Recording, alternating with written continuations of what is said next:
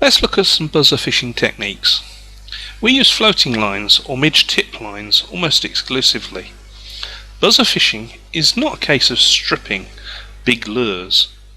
If you see fish porpoising, then try using CDC emergers or Shipman's buzzers or Sandy's assassins with a team of 2 or 3 flies sitting in the surface film.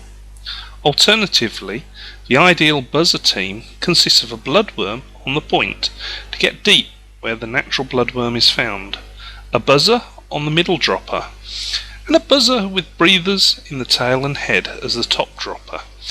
This will imitate the life cycle of the emerging buzzer.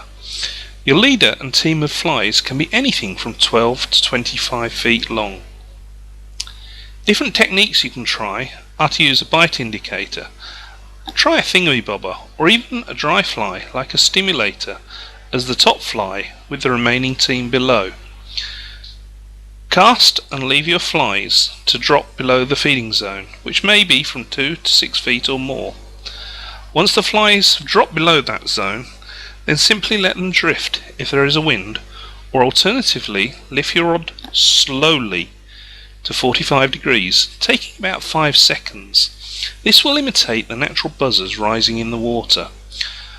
Once your rods reach 45 degrees, then simply lower your rod, take up the slack quickly, and let the flies drop into the feeding zone again.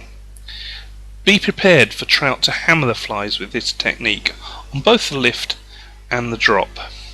Bite indication is key.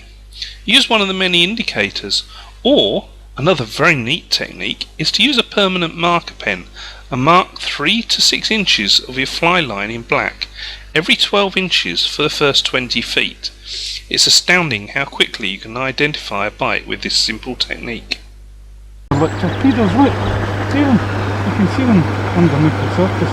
I think they're taking the buzzer before it emerges out. They're just picking it off because that's why I took the tungsten tip away. You can see them. They were doing it last night, they had evening rise last night, and they were about 4 inch. That's right. As soon as it got down to about 4 inch, they were taken. But they were losing a lot of fish. That second one, I hooked it there and the surface there, I couldn't even put it.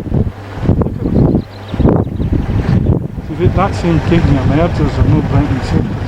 Just coming up and swirling.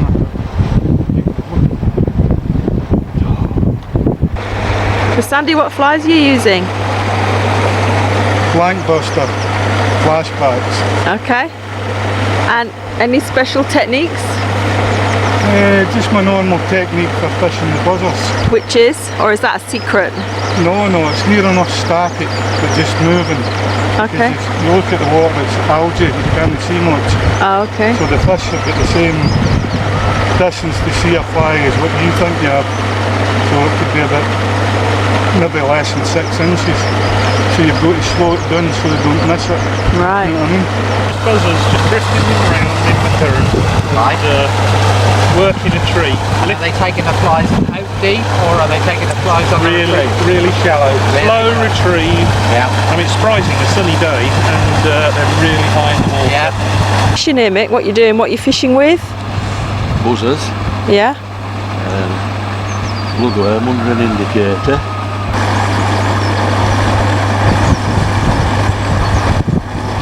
Then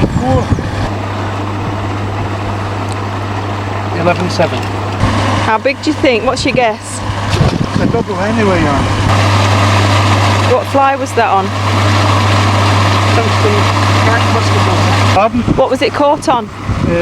Blankbuster flashback. Oh, okay. What did it catch on?